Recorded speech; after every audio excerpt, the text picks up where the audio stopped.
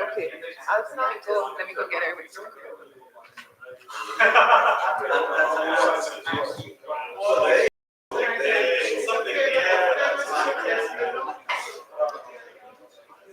The link that you sent, Shan, that's the correct link? Okay. 'Cause when I clicked it, it went to LinkedIn first.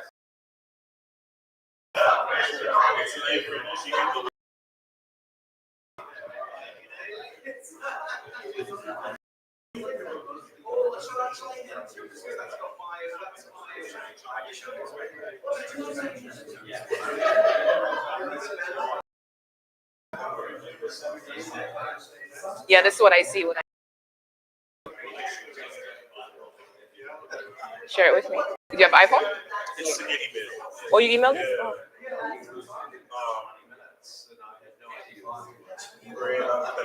I see it. I see it. Thank you.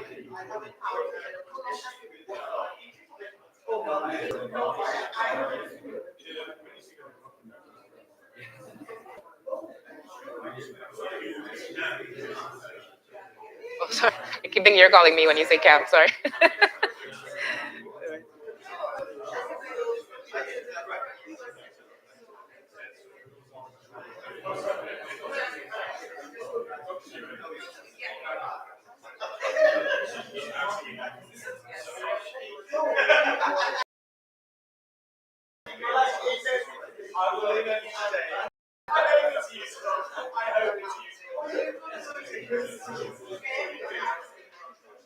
We're ready to restart, everyone. Can I ask you to take your seats, please?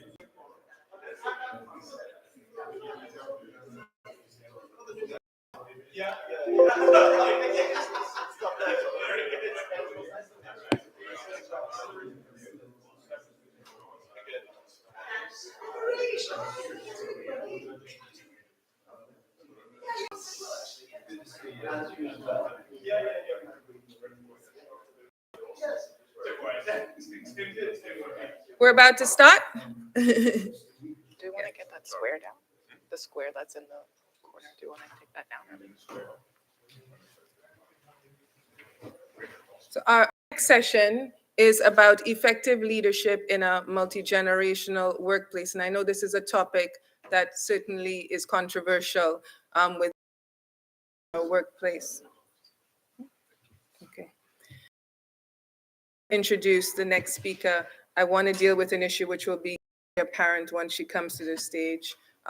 Obviously, I think once you see her, wonder, why does this speaker have my face? And that's because she is my younger sister. And to me, she is, the 9-year-old girl who insisted and begged me to take her to the park. But to the rest of the world, she is a trailblazing Canadian journalist and corporate educator who has dedicated her career to fostering allyship and advancing anti-racism education.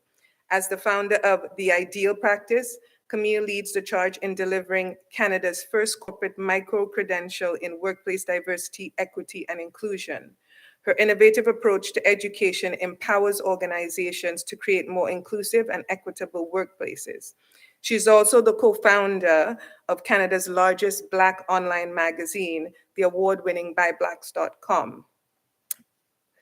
And the reason why I asked her to come today, because certainly when we talk about diversity, we do it amongst ourselves, which is somewhat funny because we as lawyers get very irritated when other people take over from us. So much so that we have a phrase for that, which is a man who is his own lawyer has a fool for a client. And nevertheless, when it comes to other issues, we tend to believe that we can be the fools for clients. So I decided, let's bring someone who's an expert to share some of the insights and help us deal with some of the issues that are likely to arise in multi-generational workspace. So please join me in welcoming Camille to the stand. Thank you, Shan, and thank you to everyone for being here and having me here. Listen, she had me at It's in the BVI, right? So I'm good. I'm very distracted by the view out the window, so I hope you won't be. Thank you for choosing to be here, and to all the people online, thank you for joining us. What can I say? But I'm sorry you're not here in this beautiful sun, this beautiful weather. This particular topic is so fascinating to me because an entire industry has been built around pathologizing the perceived differences between generations. And I say perceived because perception really is reality. And our reality is informed mostly by our biases, but more on that later. For the most part, I would say that the differences that we think are apparent and think are the reasons why we have these friction points, the source of them may not be what we think. I don't know what your feed looks like, but I feel like at least once a week, I see something on my social media feed or my news feed, either vilifying Gen Z or Gen Alpha as the worst employees, or they're lazy, they have no job loyalty, and they want a soft life, right? Everybody wants a soft life. And we'll dig into that a little bit more later, but for the sake of clarity, let's talk about what those generations are. So we've got the silent generation, as they're called, the baby boomers, Gen X, millennials. I'm an elder millennial, as I'm called, and Gen Z. And then we have Gen Alpha, Gen Y, and so on and so on and so on. What do you think are some assumptions that we make about these generations? Any ideas? And people online, feel free to chime in the comments. We'll read them out if you have questions or comments. What are some common assumptions we make about these generations? Some are more lucky than others. More lucky than others, Millennials have a reputation for being lazy. Right, okay, yes. So silent generation tend to be perceived as reserved, tech challenged, and frugal. Baby boomers tend to be perceived as workaholics, also tech challenged and resistant to change. Gen X, cynical. They are tech savvy, right? Resilient, because we were the latchkey kids, right? Millennials, entitled, tech dependent as opposed to tech savvy. Too socially conscious. We hear that word woke being weaponized quite a bit, don't we? Gen Z, short attention span. Tech savvy, focused too much or very hyper focused on mental health, right? What are some other names? I don't know where you all are coming from, North America, Europe, etc. I was speaking to a group from Latin America, and one of them said that they call Gen Z the strawberry generation. I said, why is that? She said, because they bruise easily. I said, interesting. So you'll find that there are different names in different regions locally for these different generations, right?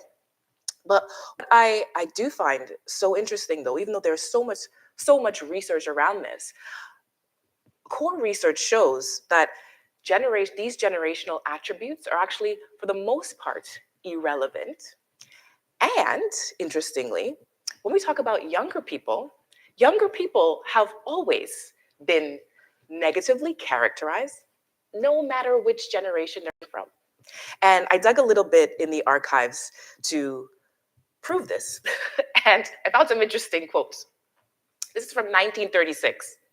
There is, as never before, an attitude on the part of young folk which is best described as grossly thoughtless, rude, and utterly selfish.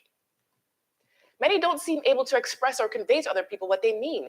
They cannot put their meaning into words and find the same difficulty when it comes to writing. 1925.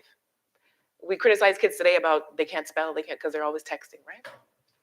The traditional yearning for a benevolent employer who can provide a job for life also seems to be on the wane. In particular, they want to avoid low-level jobs that aren't keeping them intellectually challenged. That's from 1995. They have trouble making decisions. They would rather hike in the Himalayas than climb a corporate ladder. They have few heroes, no anthems, no style to call their own. They crave entertainment, but their attention span is as short as one zap of a TV dial. Doesn't that seem so ancient now? TV dial. Now we're talking about TikTok and Snapchat. But it's like you could literally you could take this and put, say as if it's being said today, right? What has absolutely changed though is the way we work has certainly changed, right? We're living, I think, in this time now where it's not uncommon to see up to 5 generations of different people working in the same office. That is a fact that certainly has changed, right? So what is super interesting though, even though we have that, the other change is that people are retiring much later, right? The average man in the United States will work until age 74. The average woman will work until age 77. So there are some core changes that have happened. Also, knowledge. Retained knowledge is nearly obsolete. Access to knowledge is what reigns supreme. In 1986, when the youngest baby boomer entered the workforce, the percentage of knowledge that you needed to mentally retain in order to do your job well was about 75%. For the other 25%, you documentation, usually by looking something up in a manual. In 2009, you only needed to retain 10% of the knowledge necessary to perform well in the job. So it's no wonder that those who enter the workforce now have devised new tools and ways of working with each other to deal with the complexity of the workplace. Now, you're not going to look something up in a manual. It's ChatGPT, or you text a friend, or you look it up just anywhere online. So hyper-connected generations are constantly connected to multiple devices in order to know what and whom they need to know, right? So we now have a workplace that is multi-generational. We have a workplace where doing the job well doesn't rely on how much information you can retain, but rather on how fast and how well you can access this information. So if I'm saying that these so-called generational attributes don't really matter, you might be wondering, well, what does matter? There was a landmark study that was done by a German sociology professor named Martin Schroeder, where he polled almost 600,000 people across 113 countries between 1981 and 2002. And he asked about people's attitudes and values regarding work and career. And what he found is that if you ask different generations at the same time what they think about work, you'll find their answers are essentially the same. So the study found that as we age, we become more work averse. Big surprise. So it's not that one generation is innately lazier than another. It's that apparently we all want to work less at certain stages of our life, when we're younger and when we're older. No shocker there, right? What turns out to be important is the stage of life that people are in when you ask about their work ethic or attitude to work. So that means, are they just entering the workforce, or are they on their way out? Are they starting a family? Are they empty nesters? Now, I know that certain ages usually match up to these stages, but that's not always the case. You can be 45 and be an empty nester, or you can be 45 and just starting a family. My mom is 74 and retired, and so the fact that she calls me in the middle of the day, hey mom, she's tuned in on YouTube for sure, wanting to chat about whatever, is fancying her that day, I could easily say, oh, she's a boomer, she prefers speaking on the phone. I can put that down to her age. But I also have a brother who's not even 50 and recently retired, and he's starting to call me a lot more often too on the phone, right? So, they don't have a generation in common, right? But what they do have in common is time on their hands now. It's a different stage in their life, right? So it's important for us not to assume where someone is in their life simply based on their age.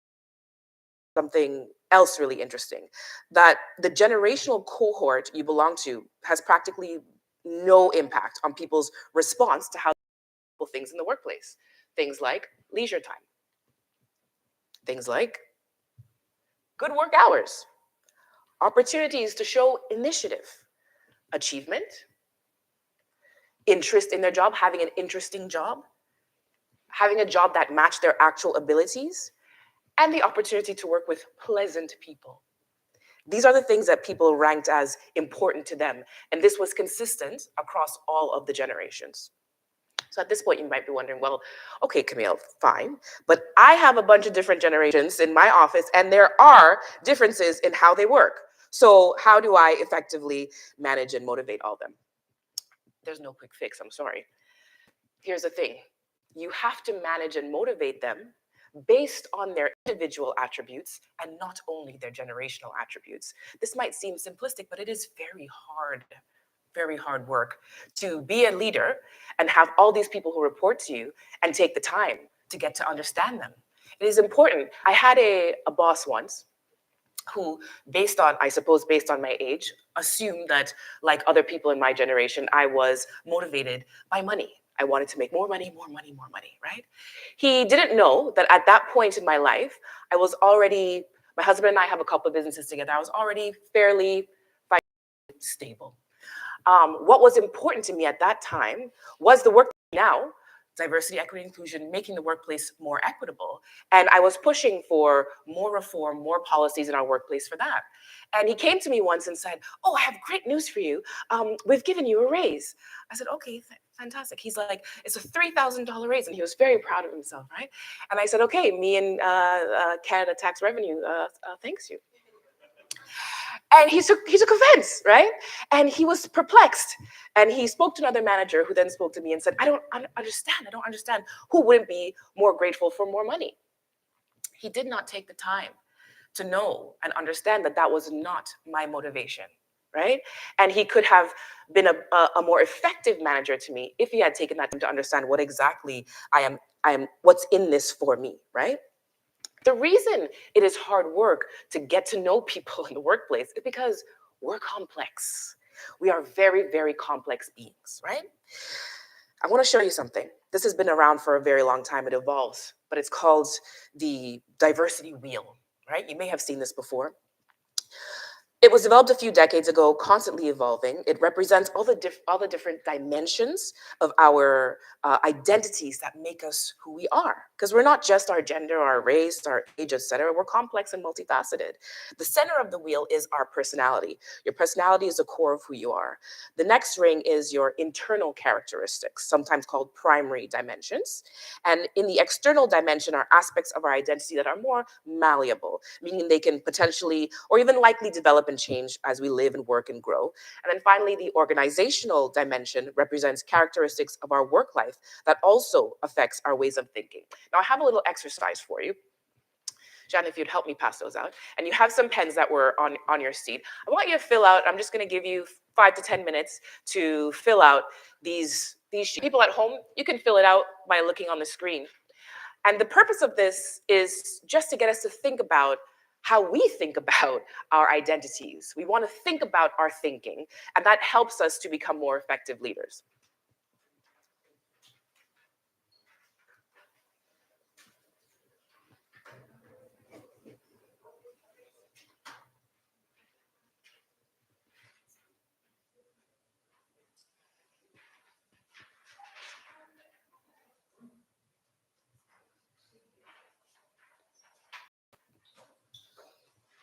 And don't overthink it. First thing that comes to your mind, write it in the space.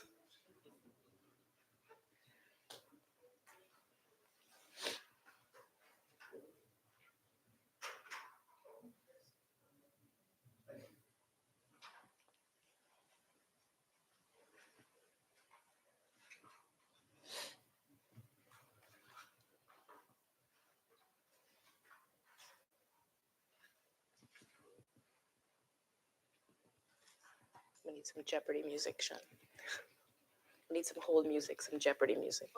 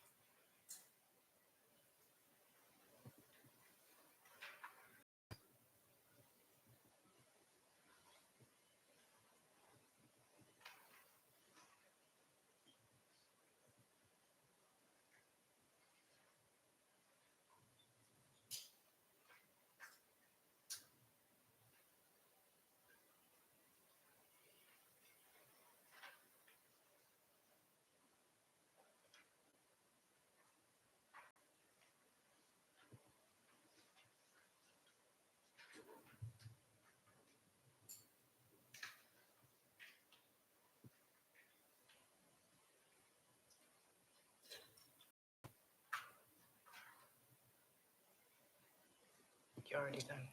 You're done. You're such a keener.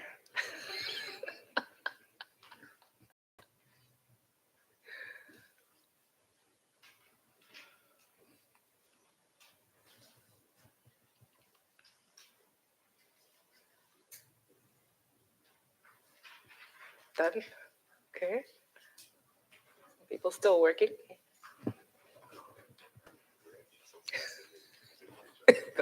That's our mom.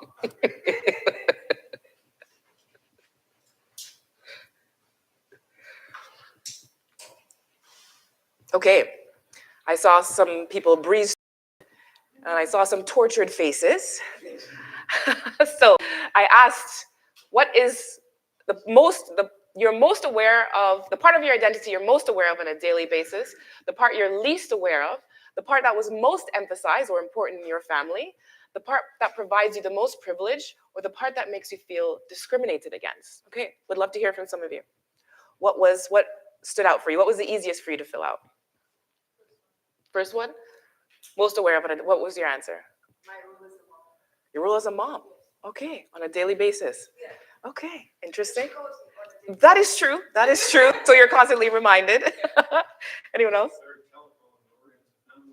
I know, right? It's true. Yes.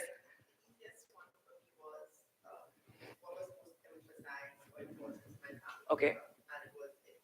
Education, right. Okay. And how do you think that impacts how you show up at work? How you see yourself, how you think others see you, how you perceive yourself in the workplace? I think for me, constantly to Oh, sorry. inform. Sorry, we want other people, the people tuning in, we want them to be able to hear you all. Thank you. Sorry. I constantly inform. Yes. Yes. Make sure you Mhm. Yeah. Yeah. Okay. Thank you. Anyone else? Don't be shy. Yes. 1 second. It was interesting that mine was education too. That's coming from different places, different backgrounds. Yeah. It's still education. Yeah. That's interesting, right? Yeah. Is it on? Okay. Oh, it is now. It's going back and forth. It's blinking. Blink. Sure. And if anyone tuning in at home wants to answer as well, we'd love to hear your comments. Anyone else? Anything that jumped out at you or was difficult for you to answer? The second one, least aware. Yeah. Yeah. Yeah. Yeah, so it's kind of a trick question. Well, I'll go back one slide, right? When you take these into account, all these different aspects of our identity, right? What's something you'd be like, oh, I never think about that. But these are all part of your identity, absolutely, right? Yeah, correct. The one that this last question, the part of my identity that makes me feel discriminated against. I'm a woman that's operating predominantly in the male industry. I'm in the construction industry. Yes. But it does not make me feel any less valuable. In fact, I think there's a lot of room in that sandbox to operate in. So I welcome the challenges and proving myself, because every day I get up and I want to best myself. So the more challenges that I get, the more I perform. Right, but And you're aware Mhm. of that is the part that makes you most discriminated against. So would Yeah. you say it's fair to say that it's something you think about very often then? Yes, I do. Yes. Yeah, Right. because I deal with males every day Correct. in hard hats, what have you. Sure. So yeah, they have Right. their own preconceived notions of who they should be dealing with certain things. Absolutely. And I'm guessing that the men in your office don't think about their gender every day when they come to it. They don't think about, oh, I'm a man working with all men. They probably don't think about that, right? Okay. Anyone else? I'm just gonna start giving the mic to people now. Okay. Love to hear from you. On which question? And I'd like to share. Oh, no, I'm sorry, thank you. I usually talk very loud, so these things, I'm not used to microphones. Well, I guess the first one, the part of my identity that I am most aware on a daily basis is probably constant need of knowledge, Mhm. information. Yeah. So similar to education. Yeah. I would say more than education. It's Yeah. simply Knowledge. just waking up, checking in Yeah. the news, Yeah. seeing who's standing, who's not. Okay. Literally. Yeah, I got it. Yeah. Or it's a natural disaster anywhere in the world, what's happening, and that goes from getting up to the last thing I do Yeah. before I shut my eyes. Okay. Interesting. You and I love get on very well. Yes. So what I think is, please, what's come up there? What is I think is pretty obvious is that people from completely different backgrounds, races, gender, geographic regions, you can have the opposite, but also shared experiences, right? I highly encourage you to do this exercise with your teams. I highly encourage you to do this exercise with a new employee as well. It's a way to get to know somebody's individual attributes because it's helpful to understand what are they bringing? What are the invisible things that they are bringing to the workplace? You see them, of course, when they come, you see what's visible and you start to make assumptions. But that may not be the things that are motivating them, the things that are challenging them, the things they are thinking about beneath the surface every day. It's important for you as a leader to understand what those things are and to not make assumptions about them. What I also want to point out to you is that you'll notice that for some of us, it was very easy to fill out this form, right? And then for others, it was very difficult.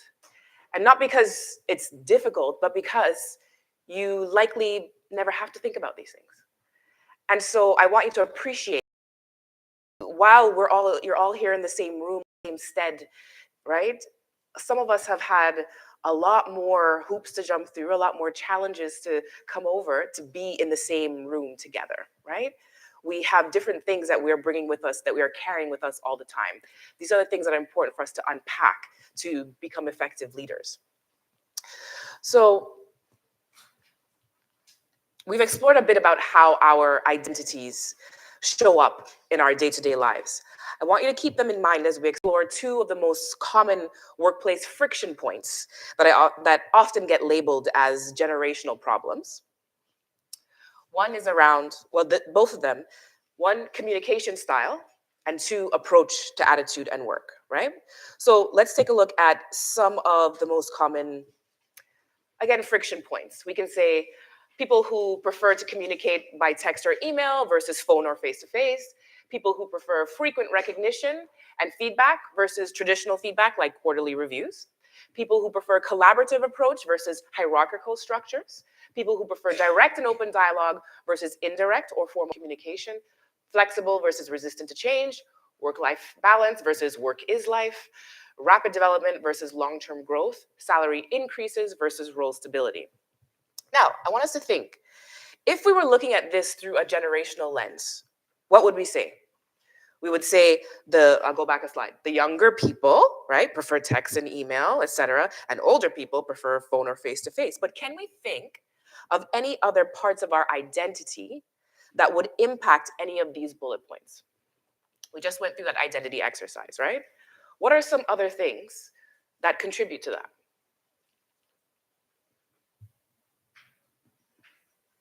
Let's take this one, frequent recognition versus and feedback. No matter what your generation, if you grew up in a household where you received frequent recognition, or if you didn't receive frequent recognition, it might be something that you are craving and seeking, right? That's just one example. And there's a very big word called intersectionality that really just boils down to the fact that we are not one thing. That that wheel that I showed you, all of those different parts of us combine in different ways. You can see in fact, you can have two sisters, right? Very much the same, but very different in what we need, very different in what we seek, very different in how we process and interpret things, right? And so as leaders though, in the workplace rather, it's very easy for us to just oversimplify people based on how we perceive them, right? I mentioned there was two important things when managing and motivating multi-generational teams. We've just wrapped up the first one, which is to take the time to know them and manage them based on that specific data. The second important thing we can do as leaders is to identify our own biases. And I mentioned that off the top. Why is that important? Well, the thing is, biases impact all aspects of work. Your client interactions, your team interactions, who gets promoted, who doesn't get promoted, performance evaluations, when you hire for culture fit versus a culture ad. So you hear a lot of things saying, oh, they just weren't a culture fit, or they're just not fit for this role, right? Day-to-day decisions, it also impacts pay increases, bonuses, all of these things in the workplace. Why do we even have biases? If you've done any type of training, you may have heard these statistics that on average, our brain is receiving 11 million pieces of information per day, but our brains can only process 40 to 50 pieces, not 40 to 50 million, 40 to 50 pieces of information, right, per day. And what our brain then does is it makes these neurological shortcuts. And that's why we like to put people in these little boxes. Oh, you're this, you're that, great, great. It's literally our brain is working that way. So we need to normalize the fact that we all, no matter our background, we all have these biases.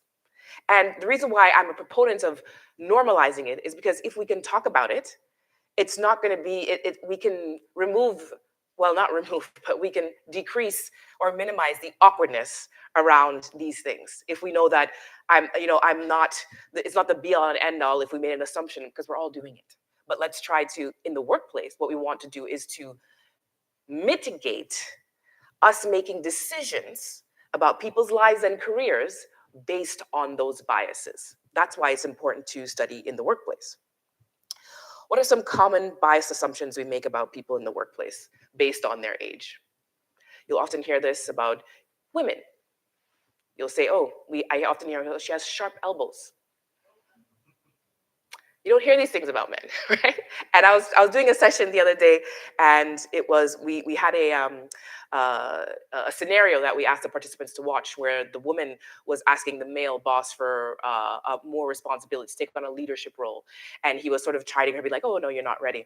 And one of the men chimed in and said, "You know, in all my career, I can never remember being reprimanded for asking for more responsibility." Whereas all the women were like nodding vigorously, like, because this has happened to them, right? Not a good fit. Sometimes people are not a good fit based on their qualifications, but I find that this is used as a code very often when we just don't see that person as a leader. They don't fit the bill of the perception we have in our minds to fit that role. Too young. Oh, well, they have young kids. They probably won't want to take a role that requires travel. I was confessing to Shan a couple months ago that when I had a role where I traveled a lot and my kids were very young, it was the best part of the job. I was like, give me a king bed to myself? Sure, right? But very often women will get overlooked for certain roles because people assume, oh, no, you can't travel. You have young children. Who would ever assume that of my husband? No one. No one. They don't have any kids, so you can stay late at the office. I hear this a lot from people who don't have children. I hear this very, very, very often. People assuming they can take on extra load, or kind of downplaying the things that they do make important in their life, like, you know, their extracurricular activities, or maybe even their pets, or taking care of a relative, etc. Right? They're too old to learn any of this new stuff, right? If any of you have experienced being labeled with any of these things, right? You know how it feels. It does not feel good. It's not encouraging, right? And despite the fact that there is lots of empirical evidence proving that we all have biases, again, no matter our backgrounds, I often get this kind of response when I encourage people to examine their own biases. I treat everyone the same. I don't see color. That's my favorite. I don't see color. Right? This one I have a lot of empathy for, because in our mom's time, in the 60s and 70s, this was the en vogue attitude. You're a good person if you don't see color, right? So a lot of us were raised with that, okay? And I get it, because it's uncomfortable to think about the fact that you may have treated someone unfairly based on whatever biases you're operating on. None of us want to believe we are intentionally excluding anyone. In fact, some of us believe, again, we were taught we're being fair by being quote unquote colorblind. When in fact, what we are really doing is denying the impact of race, of gender, of education, of class on someone's life experience because it just makes us uncomfortable. So when this is the response, when someone is explaining to you or sharing with you about how their race, gender, class, education level, etc., has impacted their life, and your response is, oh no, I don't see it that way. I don't see color. You've just taken a brush, taken an eraser, and erased their entire experience, right? So again, it's important to understand that even if you look around the room and you see diversity, the diverse colleagues around you may have had wildly different, as this graphic shows, and sometimes more difficult journeys to get where they are. They may have had to prove themselves twice as hard to get in. They may have had to shapeshift their outward and inner identities to fit into a mostly Eurocentric standard of appearance and attitudes in the workplace. This means they have to do something called code switching. They have to something called covering, right? Now, what does implicit bias look like in the workplace? How does it impact the workplace? It's not just about feelings, okay? It has a material impact on our workplace. Studies showing us women make up 47% of the workforce, but less than 5% of CEO positions. 67% of people out of the UK say they feel uncomfortable talking to people with disabilities.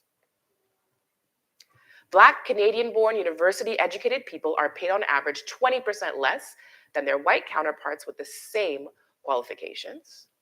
This was a landmark study done in University of British Columbia in Canada, where they took 6,000 resumes, they split them down the middle, they put traditional Eurocentric sounding names on one, and then traditional ethnic sounding names on the other half. Identical resumes. Sent them out. What they found that the white sounding names had a 50% higher callback rate. I've also heard this anecdotally over and over and over again. I was doing a panel with a woman who is white presenting, but her father is Japanese, her mother is white, and she has her father's last name. And she said when she came into the workplace and was applying for jobs, she realized she had to use her mother's maiden name. And instantly, she got callbacks, instantly, just by changing the last name, right? So these things have material impacts on our workplace. When it comes to how these things intersect, generally speaking, this is how it goes. You've got your social identity categories that we all know, race, sex, gender, sexual orientation, class, etc. Then you have a privileged social group. Then you have a border social group who can sometimes, it's called border because they can go back and forth. They can either be privileged or they can also be oppressed. Then you have these targeted social groups. Then you have the ism that goes along with it, right? And when I told you about that big word intersectionality, all it means is that these things add up. So to put it bluntly, if you are Black, transsexual, you also have a disability, your life's going to be a lot harder than someone who is in the privileged social group, right? That's what intersectionality means. It means that we need to appreciate that not everyone is at the same starting point, right? And we hear this word a lot, privilege, and it's a big trigger for some of us. And privilege, it doesn't mean that you have not worked hard or that you have never faced challenges. But in this context, it simply means that out of all the challenges you have faced, your identity did not create an additional challenge for you, right? I want us to keep that in mind. I want you to keep that in mind as you move forward on your journey, learning more about this, right? So what can we do about our biases? They're not going to get removed. But we have to be willing to do constant self-interrogation. And here are some questions I'll share with you that you can keep asking yourselves, right? What am I thinking? Why am I thinking this? Is there a past experience that is impacting my current decision? Is the past experience applicable now, Or is it based on a preference or bias? And when I tell you, when I do bias training, it's laughable how many different types of biases come up. People have biases against all kinds of things based on our experience, right? I had someone say, yeah, I have bias against men with mustaches. I just don't. I have biases against people with British accents because I just feel like they're better than me. I have all kinds of weird, strange biases that people are holding, right?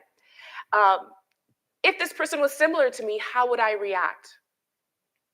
Declare your biases and ask for feedback. This one, very hard to do, but effective. Because if we're working together and we're about to go into a candidate interview, right? I can say to you, hey, I grew up in St. Lucia. And if I hear a St. Lucian accent, I'm gonna hire them on the spot, just so you know. That's my bias. I can tell you what my biases are, and then you can then hold me accountable for that. It's not gonna be awkward. You can say, hey, Cam, let's recalibrate. Do you think you might be holding a bias here? Or if I tell you, hey, I went to such and such school, I was hazed, I was bullied, I hated it there. If I see that name, there's no way I'm hiring anyone from that school, right? I can just tell you that because you're gonna have something you're gonna tell me too, because we all have them, right?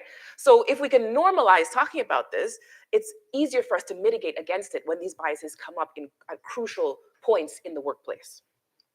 Be aware of triggers in yourself and others. Remember, you are likely to favor people who are similar to you. Do not make assumptions about individuals. Also be aware of your body language as well as verbal.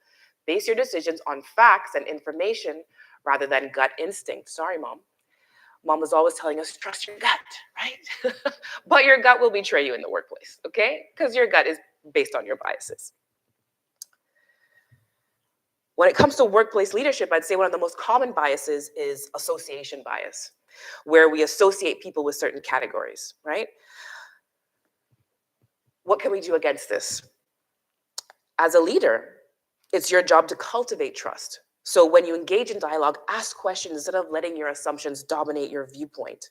Transparency, ask yourself, what are your values and how much of those values are tied to how you grew up or your cultural norms, like that exercise I had you do, right? If you haven't completed it here, complete it at home. And let this rise to the surface of your mind, of your consciousness when you're engaging in crucial decisions in the workplace. How much of my decisions are being driven by my personal values versus the data and information this person is actually presenting to me, right? It's very difficult to do, but possible. Collaboration, have reflection check-ins that come before someone's annual review. Ask your teammate, is this practice working? Whatever the way that we're doing it, is it working? If not, what can we collaborate on and try together? That way everyone owns your team culture. Okay, I'm gonna leave you with some reflection questions that you can challenge yourself with. Do you acknowledge your bias? For instance, if one of your duties is assigning tasks, do you recognize that women, especially women of color in the workplace, are more likely to be given low-level administrative work? Do you get defensive when a coworker calls you out? We all get defensive. But how can we work on that? How do you react when you've personally caused somebody else harm? Can we drop our egos? Can we say, I'm sorry, I didn't know that. Thank you for letting me know. Thank you for letting me know, by the way, is my default response when I have offended someone and I don't understand why. And then I go and research it. I will go and why is whatever I said offensive? I'll figure it out. I won't put that onus on them to tell me why it was offensive. Are you educating yourself? Are you taking advantage? So many resources out there to explain the challenges of underrepresented groups. Are you willing to use your privilege to help others? I always talk about privilege as a superpower. We were just born with it. We have it. Whatever privileges we have, based on where we grew up, based on the access that we had in life, it gives us power to do things. And it's up to us to either ignore that, to actually use that power. We can amplify people. We can bring people into rooms that they may not have access to, right? There's lots that we can do with our privilege. And also note that our privilege shifts in different rooms based on where we are, based on if we're in the majority language that's spoken, based on if we're in the majority or the minority of any particular room. And so it's up to us to be a little bit more conscious about when we walk into a room, where does our privilege lie? Knowing that if I say something People are going to take me more seriously than somebody else of a different identity mix, right? Do you amplify the voices of coworkers? Are you doing what you can to ensure that underrepresented voices are actually present in the room? Do you hold yourself and your colleagues accountable? It's never too late also. Even when a moment has passed, you can always address it afterwards, and it is important to do so. I love this quote by Brené Brown, because for me, effective leadership at the heart of it really is empathy. And she says, we need to dispel the myth that empathy is walking a mile in someone else's shoes. Rather than walking in your shoes, I need to learn how to listen to the story you tell about what it's like in your shoes and believe you even when it doesn't match my own experiences. And I always say, just because something has not happened to you, just because you have not experienced it, doesn't mean it is not real. Let's recap. So we learned that generational attributes are for the most part irrelevant when it comes to the workplace and how we manage and motivate people. Stage of life matters more. Where are they in their life? Manage and motivate people based on the details you learn about them, not generational stereotypes. We're complex people. Different parts of our identities can be felt more or less keenly based on different social contexts. Your privilege is not static. Different settings. Identifying your own biases is key to effective leadership. Remember, you are more likely to favor people who are more similar to you. It is important to declare your biases and ask for feedback. So I've just touched the surface of these issues. As Shan mentioned up the top, I have created an entire course dedicated to talking about all these things. It is completely online, and you can access it from anywhere in the world. So if you'd like to know more about it, please let me know afterwards. And you can scan that if you'd like to, if you want to learn more about it. I would love to hear, if we have time, I would love to hear from some of you. Any questions? What are you dealing with in your day-to-day? What are some things that I can help with that come up when it comes to any aspect of diversity in the workplace?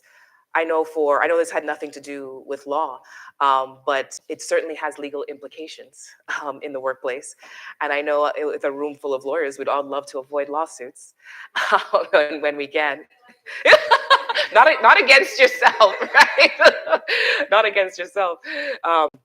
Yeah, would love to know. And if anybody is chiming in online, let me know. Would love to know what are some challenges or what are some takeaways that you've had from today. I think if I can, Yeah. I think one of the challenges, or maybe it's a bias in some respects, Right. is that I look at what it was like as a minority to start our career. Right. Mine would have been 20 years ago. Right. And some of the things that we had to cope with. Mhm. And in some respects, when you've seen the changes, Mhm. you look and say, wow, this is where we are. Mhm. And look at this generation, Mhm. and they have less to cope with, but Mhm. they seem even more Right. disenfranchised. Right. And they say, no, I'm not doing this. I said, and we were taught, this is what you need to do to get where you have to go. You Yeah. have to toe the line. You have Correct. to code switch. You have to work Yep. harder. You have, and they're just, I'm not doing that. Yeah. And I find it sometimes difficult. Well, I did it. Why That's you right. prepared? Yep. They say, no, that's discrimination. I want to be this. I said, no, that's not how you do it. You work hard and you just Yep. wait for people Wait your turn. wait Yeah. your turn, and they're not prepared to And- wait their turn. And I don't know if sometimes I want to be mindful not to discourage Yeah. their confidence, Mhm. but then wonder if realistically that makes sense for that in the real world. What is so interesting about that is, and you started that comment by talking about as a minority yourself, right? And what I'll say is that is consistent across that purview is consistent across all races, right? And so the more the stage we're at in our life, the more seasoned we are, right? The more we feel like, oh no, I did this, you should also do this, right? And what is interesting in that, and generally in life, what we are annoyed at the most are the things that are triggering for us, the things that make us confront ourselves. And what this issue that I want to avoid saying generation, but what those group of people are triggering in us is, wait a minute, why did I do all of that? Why didn't I push back against that? And when we attach our struggles, right, to our success, as opposed to interrogate why was it like that. Then it's uncomfortable because now we have to question ourselves. Like, okay, I submitted to a system that maybe I should have pushing back on it, right? And we're like, no, wait, if I didn't do that, I wouldn't have this success. But we're not leaving room for, well, maybe I could have had this success while also pushing back. So I find them highly triggering. I do, because it makes me feel like, no, this is what I had to do. And so if I didn't go through that, I wouldn't be where I am today. So you have to do it too. But I admire that generation, because it takes some guts to just say, no, actually, this is not good for my mental health. So even we weren't thinking about that at that time. Like I was telling you, was it this morning or last night? I was feeling ill, right? And she was saying, you can't be ill tomorrow. And I'm like, no, we don't get ill. We perform and then we throw up in the car. That's what we do, right? Because that's the generation that we grew up in, right? Like you just suck it up. Whereas younger people, they're like, no, I'm taking the day. Because I'm not well, and you will figure it out, right? Let me ask a question. Yeah. Do you employ and manage any of the I don't suck it up Yes. generation? Yes, I How do. you deal with that? Yeah, the question was, do I myself employ the younger generation? How do we deal with it? The theory I embrace completely. Yeah. Is the reality. Just for the online people, so they can hear the question. I embrace the theory. The reality is how do you manage a Yep. workplace where people decide no. Yeah. Well, I want to challenge you on how you phrase that question, right? Because again, we need to look at the structures of our workplace, right? And why is it that we are not set up, right, that people do have access to mental health days or can take extended sick days? Or why isn't that the norm? And why are we so stuck on the fact that everyone has to suffer because we suffered, right? It's looking at I have two small businesses, so it is a lot more difficult for me to have those uh, type of very generous, sort of vacation or sick days, etc. If someone doesn't come to work, that work isn't getting done. I'm going to do it. I'm going to have to do it, right? But for larger firms, etc., organizations, I think it's incumbent on us to look at to interrogate our own structures, the way that we do things, as opposed to throwing up our hands and be like, oh, it's just these young people, they just don't want to work.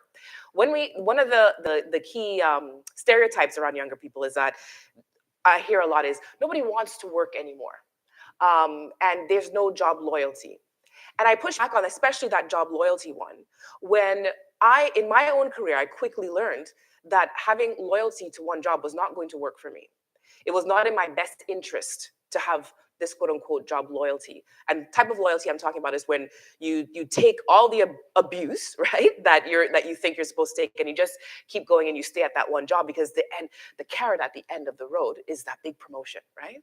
And the reason I learned that is because I was laid off 3 times over my career. And by the 3rd time, I got the message, right? That why, and so younger people are now coming into seeing their parents burnt out, seeing the effects of their parents being laid off, right? Multiple times. And they're thinking, hang on a second, why would I do this? Why would I give you everything when at the end, when you're ready to cut me, you're going to cut me, right? So we have to look at, you talked about realities. What's their reality right now, right? Yeah, I agree with all of Yeah. that. I also don't think that all younger people are created equal. Absolutely.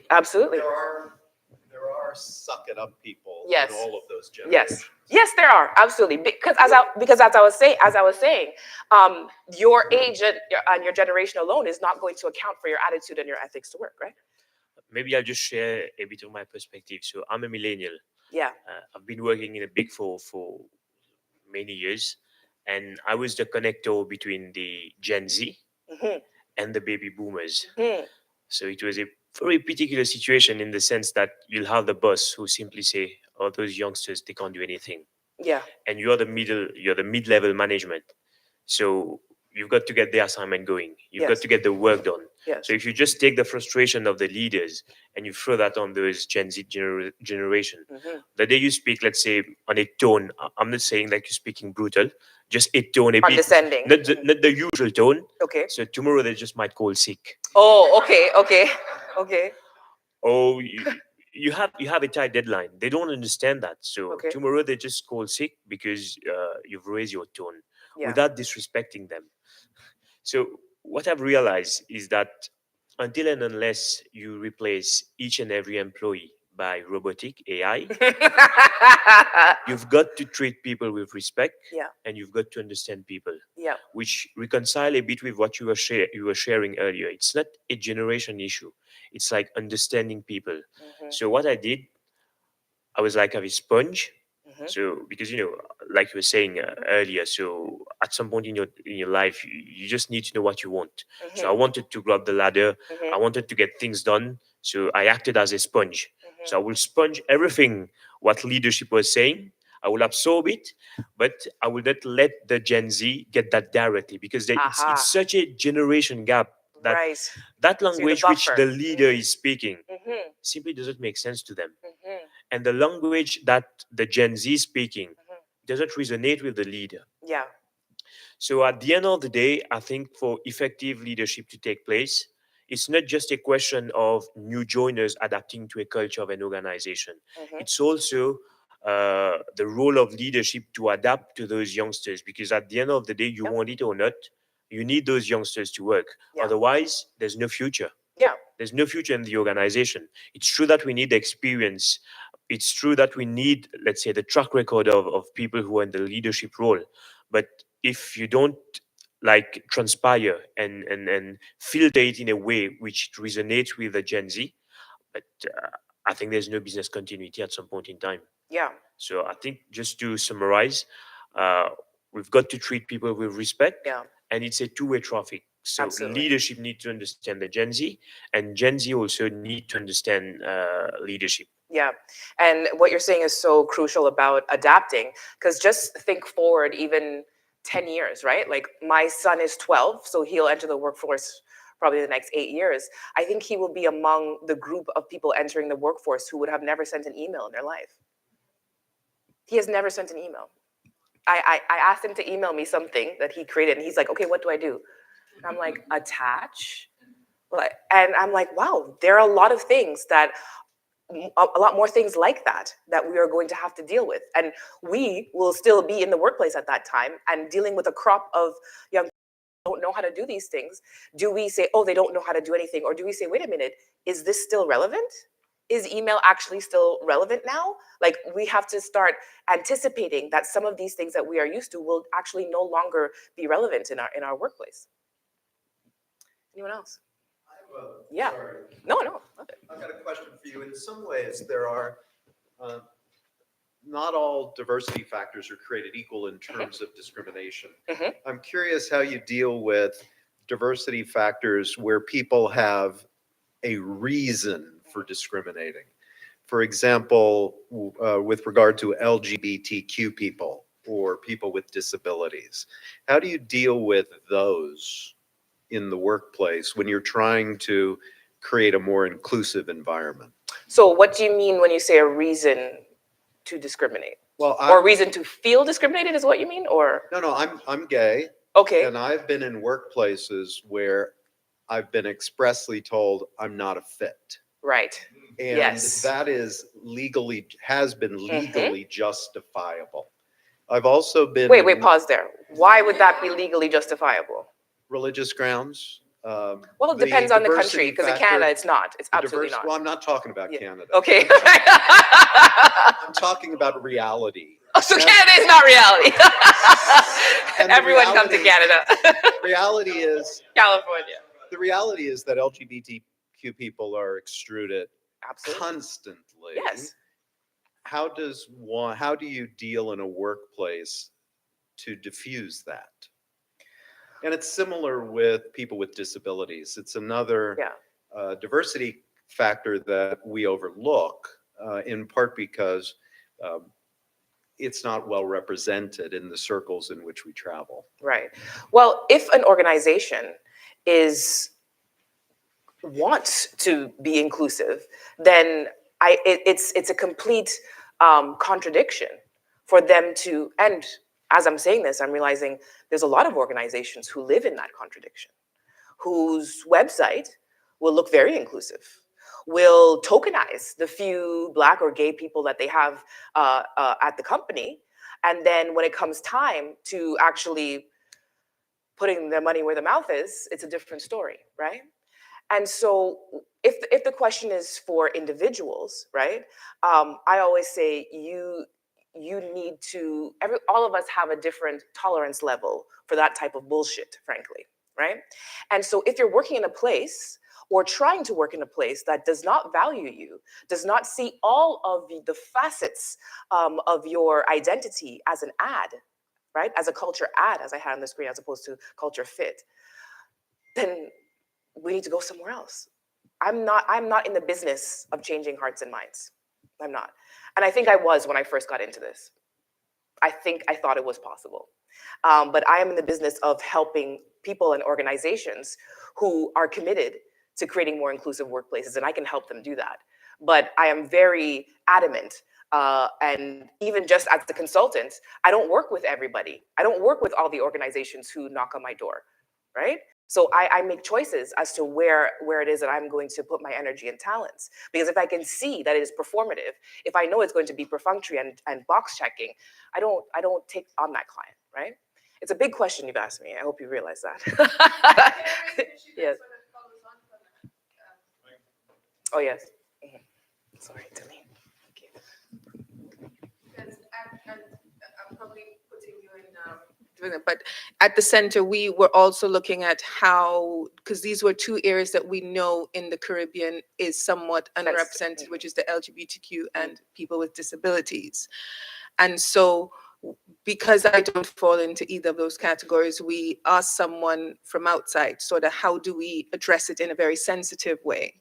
And one of the issues we have in the Caribbean, because I remember she asked me, well, how many people are in the space? How many LGBT? And the truth is, I said, she says, how do you treat them? I said, well, they're not excluded. And I said, I mean, we're not hitting, we're not discriminating. I mean, we're not doing the things that happened in generations gone. But when I sat down and thought about it, I realized we all know who they are, but they're not out openly. Okay. And they can't. So then the question that we've asked ourselves, how do we help a group of people who don't feel comfortable being out? And then how do we move something along where the wider issues exist? And I think that sort of follows on. Right. So there is a fine line between signaling and virtue signaling, right? When you hear the term virtue signaling, that's more performative, right? But there are signals, right? Signals of inclusion, right? And I'll just give you a very basic example that causes a lot of friction. At a conference, a colleague of mine who also does this work was relaying a story to me and saying that she was hosting a conference, and as people were coming in, she had like your name, and then she had stickers with pronouns on them, and asked people to put their pronoun on their card, and quite a number of people declined, right? When I get asked about something like pronouns, right, there is such this for people who are outside of queer communities, they feel some type of fear by declaring their pronoun, by that people will think that I'm part of that community, or I'm this, or I'm that, when in reality it is an inclusion signal. Because when I put my pronouns, when I announce my pronouns as she, her, what I am signaling is that I will respect yours. I'm telling you mine, and you know then that I might not be a 100% safe space for you, but it is a signal that this might be a space that is safe for me. There is a lot of, rainbow washing that happens, just like pink washing, where every organization is going to throw up a pride flag. But when done, when I say correctly just means that whatever you have outwardly matches what's happening inside your organization. That's what I mean for clarity, right? And if I see that on your website, or if I see when I walk into the office or wherever that people have pride flags in the room, or people who are openly gay have pictures of their partners on their desk. You know how many, particularly gay men I've spoken to, who even now, in this day, will not put pictures of their partners up. I had a man tell me that during COVID, even though his colleagues knew he was gay, during COVID, when we're all on Zoom, he would beg his partner, do not walk behind me, because he just did not want to solidify that. He did not want to. And, you know, a lot of us think, oh, you know, like gay rights, everything, gay marriage, everything's fine, like, you know, but there is a lot of stigma that still happens. And so it's important for us to have outward signals, that signals to different groups of people that this is a safe space. When we talk about people with disabilities, is our building even accessible? Right? Are we, I've dealt with cases of, so I'm not a lawyer, but I get brought in to mitigate and to, you know, facilitate when we have these conflicts, right? Where a person with a disability will do phone interviews, etc. They won't notice the disability. And then when they do, the offer is actually rescinded. And they use some other excuse to rescind the offer. This happens in 2024. This happens now, right? So the first thing, though, is to look at what policies do we have, make sure we're covered there, that we actually have inclusive policies before we start inviting people of diverse identities to come in. Is this place actually safe for them? Is it inviting for them? Is it actually welcome for them? Looking at our benefits programs, our insurance programs. It's a lot of work. It's a lot of things to take a diversity lens to all of the different aspects of the workplace before we start saying, hey, yeah, come on in, right? Because what we find is that they are leaving as quickly as they're coming in. They're coming in and then they're realizing, oh, this is not safe for me, and they leave, right? So people have to see, this is a space for me. This is safe for me. I will be welcome here. I'll be comfortable here before they even think about coming. Make sense? Anyone else? Any online comments? Just one? Interesting and fascinating. Oh, great. Awesome. Thank you for that. Yes. Okay. Oh. I apologize. Hi, good day. My name is Joshua Hamlet. I apologize if you probably answered this and I missed it out. So I've been trying to hire people from, I guess, what you would call the younger generation. And I find them unhelpful. Yes. I want to be careful. What I want to understand from, how do you criticize them? Right. I've often realized that sometimes it appears that they take things personal. Yes. So Sure. I don't have, well, I want to say like this. If they've been leaving, maybe sometimes the problem is me. I don't know. So what guidance do you have in terms of that? Yeah, here's the thing, right? And someone else, I beg your name, please. Say it again. Marish made a fantastic point earlier about treating people with respect. And in the sense that what most of the presentation was about was not relying or assuming on these generational stereotypes. Because I can tell you, I'm not a younger, I'm 42, and I take things personal a lot, okay? And so it's not just, I have had to build resilience to not take things personal, right? When I'm providing feedback to anyone, not just younger people, and I don't always succeed, sometimes I do lose it, but I try to do it with the most care possible, and with your eyebrow raised at that one. When I say the most care, in that I'm giving you this feedback because I want to see you do better. I'll give you an example, a practical example, right? We have a leader, we have a younger person who's asking to be promoted or asking to take more responsibility, and they say, listen, just focus on what you're doing now, because we have an important deadline. Just focus on now. And they ask, but what can I do better? But what am I missing? And they'll keep asking. And this is often attributed to younger people. Oh, they want everything now, right? And you say, you know what? Just take a back seat in the meetings and just observe for now. This is what just focus on the now, right? and you think you've done your job as a leader, right? You've given them feedback. You told them to take a back seat. You told them to observe, but you actually haven't supported them. And your job as a leader is to support that person's career growth. Instead, you could say, Jeffrey, I would love to see you on that as a leader on that project. Here's what we're going to do. I think you should take this project or that other project because it will help you to grow your skills in this area. I think you need to develop this particular skill. And when you take on that project, I want to see you grow into that skill. And then let's revisit in 3 or 6 months if you're ready for this next project. Because I would love nothing more than to see you in a leadership role. That's your job as a leader. You know what was the best thing a manager ever said to me? He said, I want to see you succeed anywhere, even if it's. And that made me want to stay at that job. I stayed at that job the longest in my entire years, a record for me, right? But if you would in our conversations, he would look at other job positions. He'd be like, I said, yeah, you know what? I was working in tech.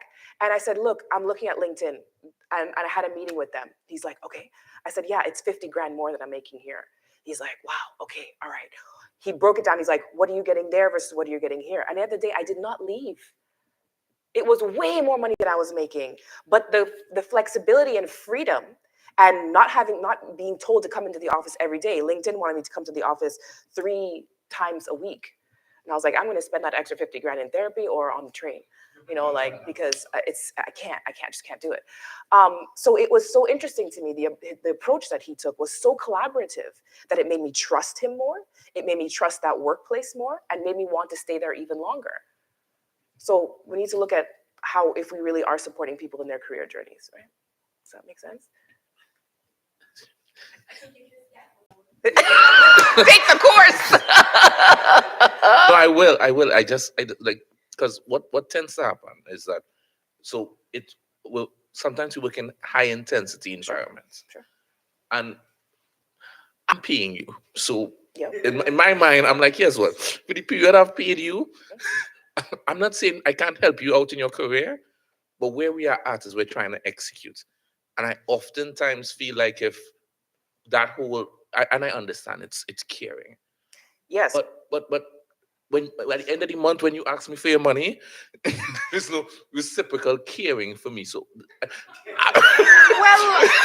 yeah, I would argue what I tell you with, I think, 2.5 minutes left is that people will perform when they feel cared for and when they feel supported. And yes, when they are sufficiently financially compensated. Absolutely. And these 3 things are not age dependent. So care for those things first before we be like, well, I'm paying you, so you're my workhorse. That attitude is dead, right? No, yes, you're right. This generation, they're not going to work with that because they know better. And the options, they have more options, right? Maybe just a statement for us to ponder on, because we all started our careers at the bottom. Sure. And when we started, we were young. Mm-hmm. There were people who were seen as role model. Yep. We're saying, look, I want to become like this guy. Yes. But now the question which I want us to ask ourselves and ponder on. Mm-hmm. So are we the role model for the new generation? I think it makes a lot of sense, because if those people doesn't seem motivated, or we as the people in, let's say, in power now, if I may use this word, in the leadership role, are we their role model? Yeah. Or do we need to work on ourselves to become role model and make those people more motivated to work? So maybe this is a reflection that I want us to because a lot of them are looking like, I don't want to be like you, bro. The one I'm saying, I don't want to be burnt out. I don't want to be, my whole life is my work. Thank you all so much for this engaging conversation. I really appreciate how much you've given me, how much I've learned from you, and I hope you've learned at least one thing that you can take home with you. Thank you so much. Okay. Thank you. I'm going to declare my bias, but I want to thank Camille for coming in and sharing her insightful contributions to the conference. And certainly I know there's some of the things that certainly I had to think about, because some of my privileges, I think very often we tend to focus on what our challenges are. And when I looked, I said, yeah, I do have some more privileges than other. It's important to focus on supporting other people and advocating for them as well. Our next session is on cross-border trade. And it is titled Navigating Cross-Border Trade Challenges, Arbitration Strategies for Africa and the Caribbean. And in that session, we are going to be delving into the complexities of international trade between these two diverse regions. I don't know if you've been keeping up with the news, Roll, you probably have been, but you would have heard that there is a significant effort to try and improve relationships and trade between the Caribbean and Africa region, so much so that we now have a forum every year in Barbados where different companies meet together, as well as international organizations and governments. And so with that increase, or that likely increase in trade, we wanted to discuss how we could position ourselves to be able to resolve any potential disputes that are likely to come out of that. And so I want to, you want 5 minutes? Okay, so we're just going to mic up our panelists. So what I would suggest is if we take a 5-minute break, and you could probably just grab a quick coffee, and then we will restart at 12:40. Thank you.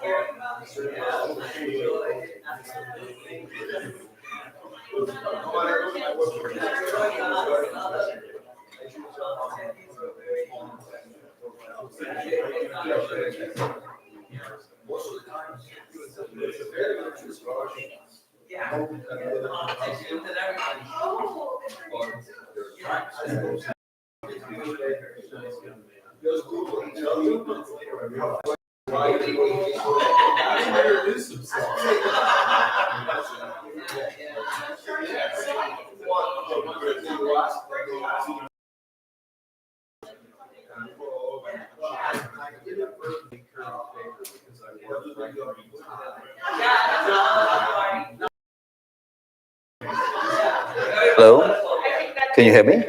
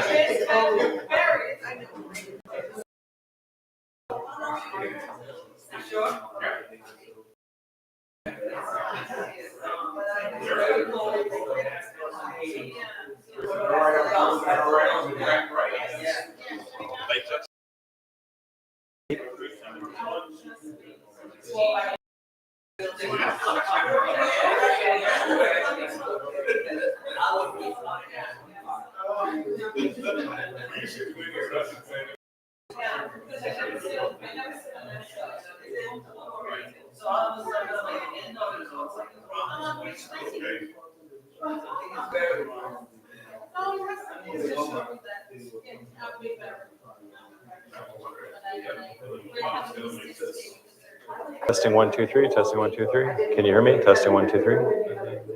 No. Hello. Testing. Testing. Yeah. Perfect. Thank you very much.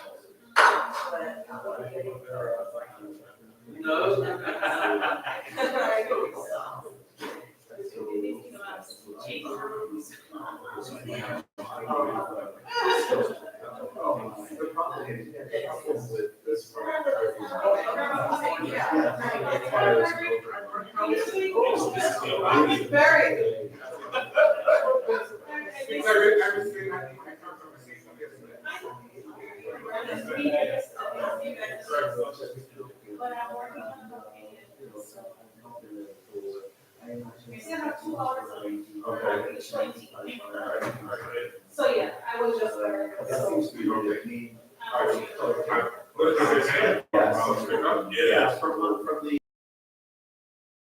up there. Bring the most up for me. Come on, there.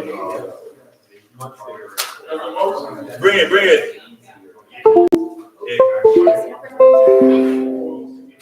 Yeah, I have it. Thank you. All right. Let's get this sorted out. Correct. Pick it right there, man. Yeah.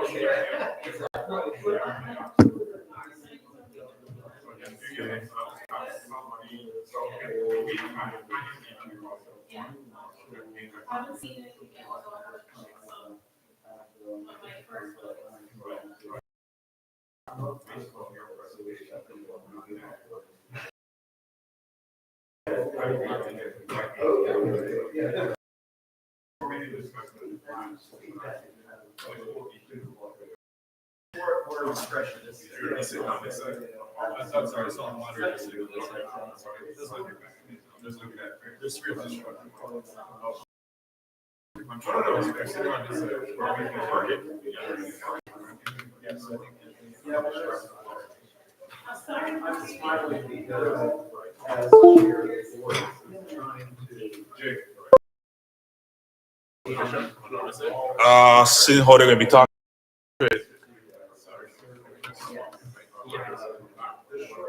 Mr. Berry? Mr. Berry?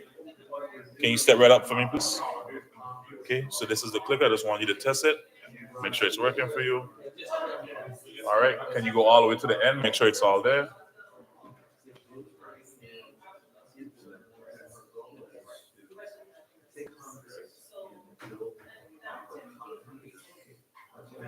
All there? All right, you can head all the way back. So that is on the Zoom and that is live right now. So once you're ready to begin, Sham will introduce you and then you take it over. Perfect. We're gonna get the other two volleyball presenters. Test them again. All right.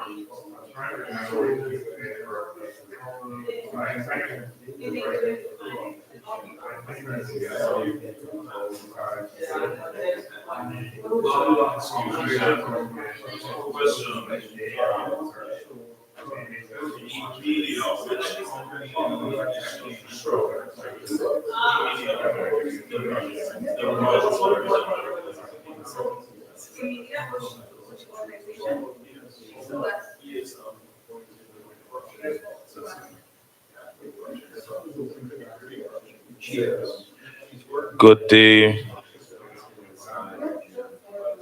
A dreamy. Can you hear us?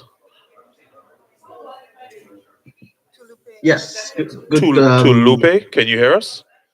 I can hear you. Can you hear me? Yes, we can. Can you turn on your camera for us, please? Excellent. Perfect. We're just making sure that it's working. Okay, the session is on standby. So we're going to ask you to keep everything off until we're ready to start and you will be alerted. Thank you. Thank you very much.